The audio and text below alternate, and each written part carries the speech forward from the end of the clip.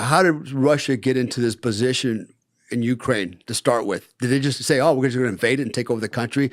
So go back into the 70s, right? NATO. When NATO first started out, 13 countries. We said, hey, we're not going to expand beyond that. We're never going to be knocking on your door, Russia. Don't worry. This year is kind of the year of the apocalypse, when you think about it. I don't think there's going to be a 2024 election. It's not going to be a good one if there is. Wait, what? I don't think there's going to be a 2024 election. What the fuck are you talking about? Yeah, I don't think there will be. I don't think there will be. With the way things are going. You don't think we're going to have an election in this country? I think what we're going to have is war, is what I think we're going to have. You think we're going to have war in this country? I think so. You want to take a bet on that right now? I'm not going to take a bet, but that's my inclination. All right, so you're not going to take a bet? Because I'll bet fucking 10 G's right now that's not happening. 100%. Yeah. No, I think there will be. One, here's why. They're going to get rid of Trump. They're going to do something. One, two, and I think we're at the breaking point when it comes to politics. Who's they? His base, right? So those that support him, right? No, but who's they doing this?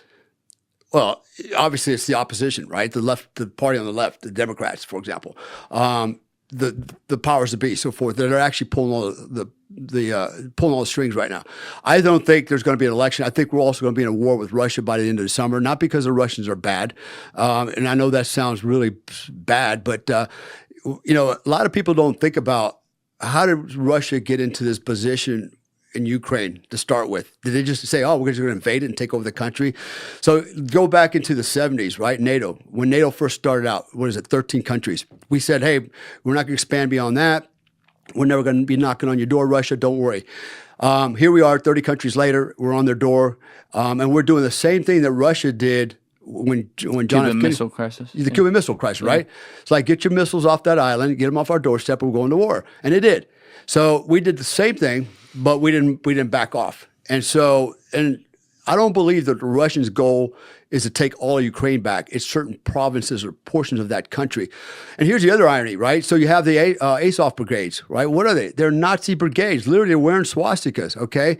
And we're yelling about fascism and Nazism, yet we're supporting a Nazi fascist regime. It's a small percentage. It doesn't matter, right? But, so I mean, we have neo-Nazis here in America, right? And right? We're attacking them left and right, right? So, and we're calling everybody a fascist, a neo-Nazi, right? We also aren't being invaded right now. I got to defend them on that because, and I'm not defending the Azov Battalion is disgusting. I salute whatever happens to them in war. I'm not going to feel bad, but I'm just saying, like. And I got a lot of problems with that war and the fact that there's no real effort for peace. We're funding it over and over and over again. We're funding death here. I'm with you on all that. I think that, some of unfortunately, what comes of it is everything becomes politicized because we have involved ourselves politically in it. Well, yeah, at the end of the day, what do we get out of it? Nothing, right? We spend a lot of money supporting this country for some very dubious reasons. Oh, they're gonna get some out of it. Who's gonna rebuild that place? Yeah, absolutely, man. They're making bank with all that money we've given them so far. Hey, man, there's people in this country that could use that money. And I mean, we get the guys in Hawaii $700. Everything got burned out here, $700. But we're sending millions and millions of our tax money to a country for a war that doesn't involve us. Why are we even involved in this thing? I'll tell you what really sat wrong with me is when you saw Zelensky a few weeks ago in America. He's literally meeting and taking photo ops with all the leaders of all the defense companies. Exactly. It's like Raytheon, Lockheed, everyone. It's not even the meme writes itself, and I'm not even blaming him in that situation. I'm looking at us going, when people sit here and scream about the military-industrial complex, there it is. There it is, man. Yeah. Like, it doesn't get more blatant than that. And, they're making content with them, like with the nice camera shot, like, hey, like a fucking Allstate commercial. Like, they're all sitting there shaking hands, kissing babies. But they're really just funding more death in a war that is I mean, I've had Mark Turner in here who's been over there since, like, day one, on and off, training Ukrainian battalions and stuff. He asked us to do a site survey. Can you kind of go over all the locations, this location and all the locations we have, and see where our guys are and give us your assessment? So we start doing that, and they were putting snipers up in a clock tower. And it's like, you've been watching Saving Private Ryan too much, it's not a good place to put a sniper. Contrary to popular belief, you don't put snipers in clock towers, right? Why is that? Because they're easy to pick off up there? Yeah, you're stuck up there, right? You're stuck up there, one tank rolling through, takes care of everything. I mean, you've seen that in Saving Private Ryan, right? I mean, I don't know why everybody thinks that's a thing. That guy actually, he was a cool character in that movie, but he got blown away by a tank because he's up in a bell tower or whatever. He's like, it's an unwinnable war for everyone. Right. These fucking two armies sit there and fight they fight for 2 weeks over 20 yards. Yeah. It's just death. Yeah. And it's a racket, at the end of the day.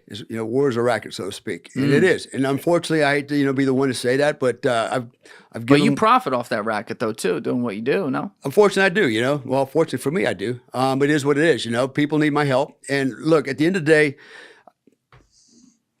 I do what I think is the right thing to do. I will not go and fight in Ukraine. I've been asked if I'd be willing to go. I was like, why?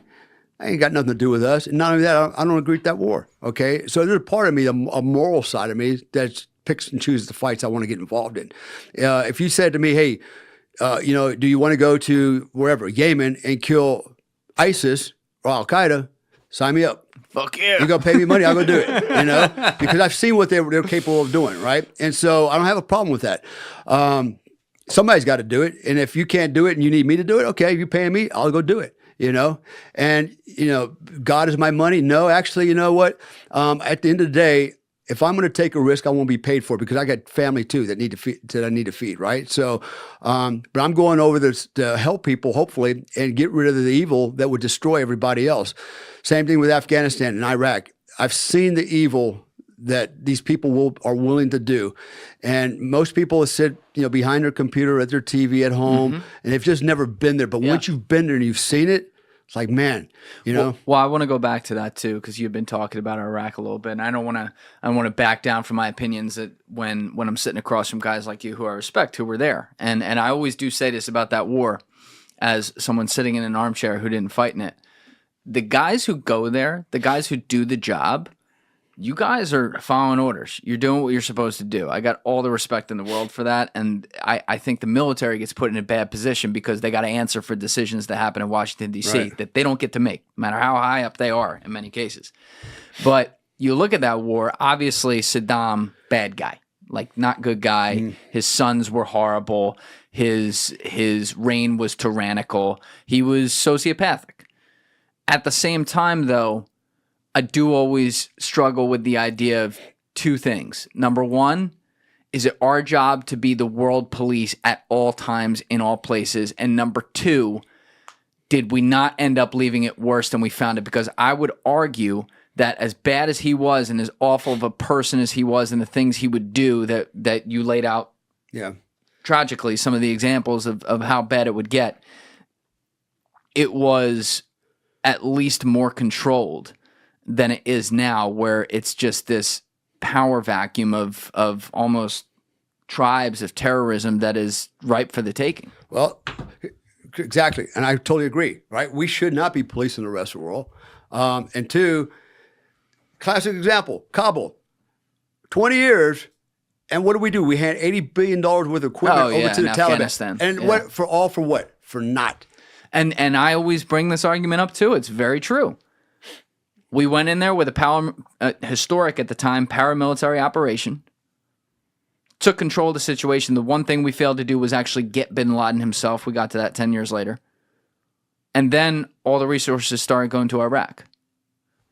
That's where Afghanistan, you talk to everyone who's been there, and I haven't asked you about it as much to this point in our conversation, but you talk to everyone who's been there, that's where it went wrong. Because it became like the little redheaded stepchild. Oh, yeah, that problem, right? Yeah. And then it builds up. The Taliban never left, right? It's still there.